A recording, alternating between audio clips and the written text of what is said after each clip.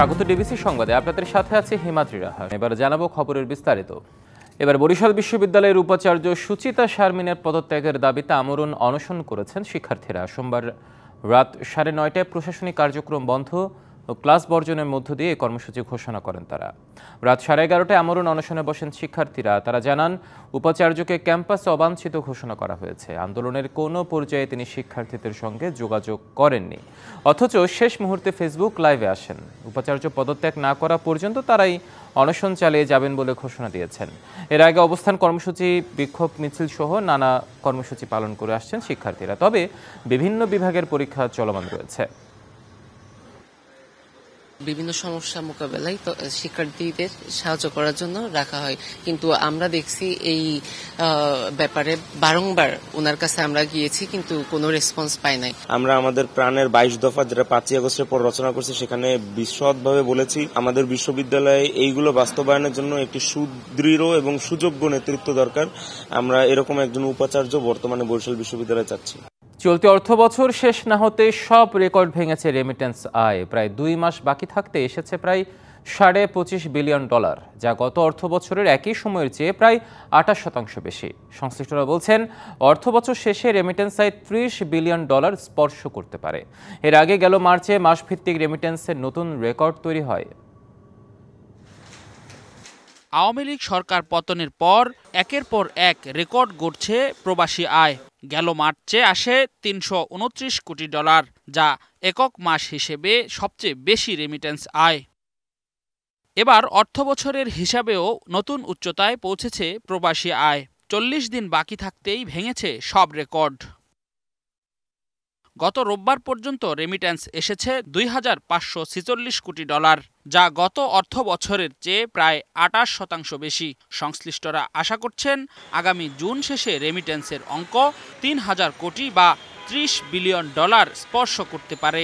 আর এ লক্ষ্য অর্জনে সব ধরনের পদক্ষেপ নিয়েছে কেন্দ্রীয় ব্যাংক।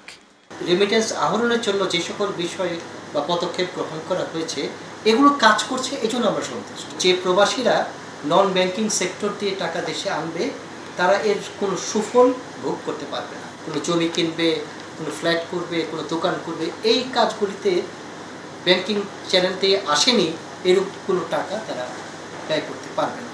এই একটা আমরা লিগ্যাল একটা বাধা সৃষ্টি করতে চাচ্ছি, যাতে প্রবাসীরা উদ্বুদ্ধ হয় ব্যাংকিং চ্যানেলের মাধ্যমে টাকা। রেমিটেন্স প্রবাহ আরও বাড়াতে কাজ করে যাচ্ছে বাণিজ্যিক ব্যাংকগুলো। সবচেয়ে বেশি প্রবাসী আয় আনা ইসলামী ব্যাংক এখন পশ্চিমা বিশ্ব থেকে প্রবাসী আয় বাড়ানোর দিকে নজর দিচ্ছে। প্রায় 155টা এজেন্ট আউট বিভিন্ন অ্যাক্সেস আমাদের মাধ্যমে এই রেমিটেন্সগুলো আমরা করে থাকি। আমরা নতুন মার্কেট, যেটা বিশেষ করে ইউএসএ কেন্দ্রিক আমরা চিন্তা ভাবনা করছি, ইউএসএ ভিত্তিক রেমিটেন্স আরও বেশি হয়, সেই হিসেবে আমরা প্রচেষ্টা অব্যাহত আছে এবং এইখানে আমরা আরও অ্যাক্টিভ ভূমিকা পালন করবো, যাতে আমরা এখান থেকে ইউএসএ ভিত্তিক আরও বেশি বেশি রেমিটেন্স আসে। সচেতনতা সৃষ্টির মাধ্যমে প্রবাসীদের পাঠানো সব অর্থ বৈধ পথে আনতে প্রয়োজনীয় পদক্ষেপ নেওয়া হচ্ছে, জানায় কেন্দ্রীয় ব্যাংক। রেদওয়ানুল হক, ডিবিসি নিউজ, ঢাকা।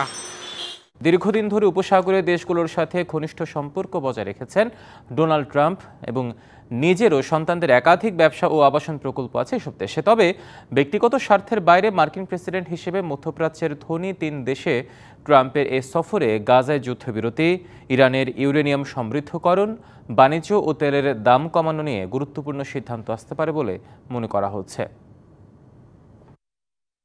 মার্কিন প্রেসিডেন্ট, পাশাপাশি সফল ব্যবসায় তিনি। সফরের মধ্যপ্রাচ্য সব মিলিয়ে ডোনাল্ড ট্রাম্পের দিকে এখন নজর পুরো দুনিয়ার।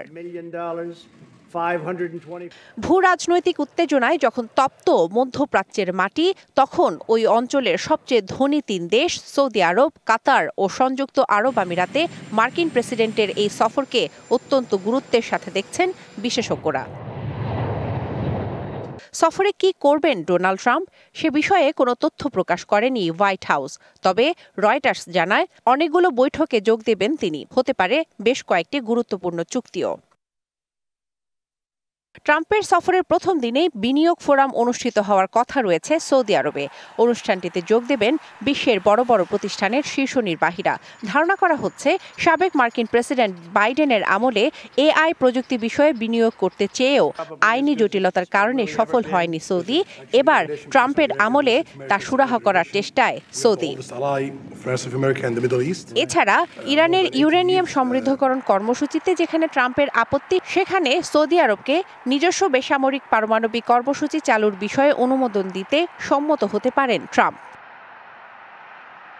গাজায় আবাসন ব্যবসার পরিকল্পনা এবং উপত্যকার নিয়ন্ত্রণ নিতে পারে যুক্তরাষ্ট্র।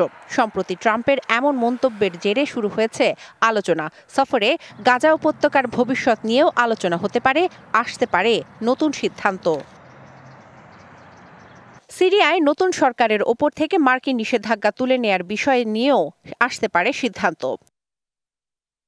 ট্রাম্প দীর্ঘদিন ধরেই সৌদি আরবের নেতৃত্বাধীন তেল উৎপাদনকারী দেশগুলোকে তেলের উৎপাদন বাড়াতে চাপ দিয়ে আসছিলেন, যাতে যুক্তরাষ্ট্রের ভোক্তাদের জন্য দাম কমানো যায়। তাই এই সফরে তেলের উৎপাদন বাড়ানো নিয়ে সৌদি আরবের সঙ্গে গুরুত্বপূর্ণ সিদ্ধান্ত হতে পারে।